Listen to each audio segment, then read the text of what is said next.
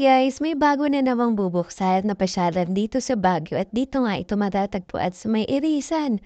At bago pa man buksan ito sa publiko ay kami nga muna ang unang makakapasok rito. Butiki nga ngayon ng inyong Mrs. Budol TV kaya nga ganda-gandahan tayo.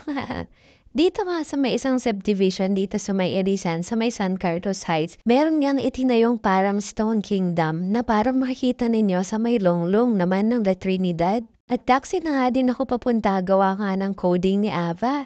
Tapos nga nung nasa looban na kami ay talaga namang nag-waste na lang si Kuya Driver kasi hindi na nga namin alam kung saan kami papasok. Dito nga ginanap ang aming oath-taking ceremony sa may gate 1. At after nga ng ceremony ngayon doon sa may lunch na nagalingan namin, dumiretso nga kami dito sa may Dragon Treasure Castle, dito naman sa may gate 3. Bale kapag kakabubuksan ito sa publiko, ang entrance dito ay 165 pesos. Habang papalapit na papalapit nga kami dito sa may Dragon Treasure Castle na to, grabe para kang nasa China. Napakataas kasi talaga ng pagkakagawa nila dun sa may panglabas na bakod nitong lugar na to. Kung sa paradahan naman, walang problema kasi nga hanggang dun sa may gate 3 pwede ninyong pagparkingan.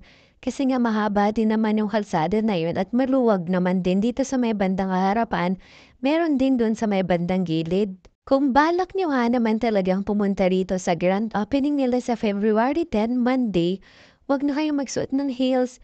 Magsuot kayo ng flat shoes or sneakers kasi nga medyo paangat yung akyatin ninyo. Mahihirapan kayo kapag mag-heels pa kayo. Or kung yung mga OOTD ninyo mahirap na sapatos, ganyan, wag na. Mas maganda kapag flat shoes lang. Yun ay based lang naman sa experience ko. Naka-heels kasi talaga ako tapos natatakot akong humakbang kaya nga tinanggal ko na lang talaga yung sapatos ko tsaka ako pumasok. Dito nga sa loob ay kapansin-pansin na hindi pa nga siya masyadong tapos pero kitang-kita mo na yung ganda ng lugar tsaka yung kung ano man yung magaganap pa sa mga susunod na buwan na pag na-improve pa nila 'to lalo. Para sa akin ay ang pinakamagandang oras na pagpasok niyo dito ay mga 3:00 or 4:00 ng hapon. Kapagka nga kitang-kita na yung sea of clouds tapos paparating na or pababa na yung araw, sunset. Kasi ang ganda talaga ng view dito kapagka yung gano'ng oras na yung takip silim na siya. Mas makikita mo pa talaga yung Dragon Treasure Castle kung aakyat ka dun sa may bandang likuran, dun sa may malaking-malaking bato na yun. Kaya lang hindi talaga kaya nung outfit ko kaya hindi ako nakaakyat. Pero dito sa may banda lang, dito sa may baba kung saan kami nag-photo ops, ay super okay na. So kapagka feeling ko pag natapos talaga nila itong yung project talaga nila kung ano yung design nila ay magandang-maganda talaga 'to. Tsaka nakakabilib sa kanila, hindi nila sinira yung mga malalaking bato.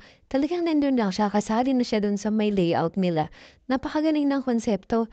Eto na nga, nung pauwi na nga kami talaga namang hindi talaga namin kinaya. Dahil napakalawak ng lugar, ta's naka-heels kami. Tanggal ang sandals.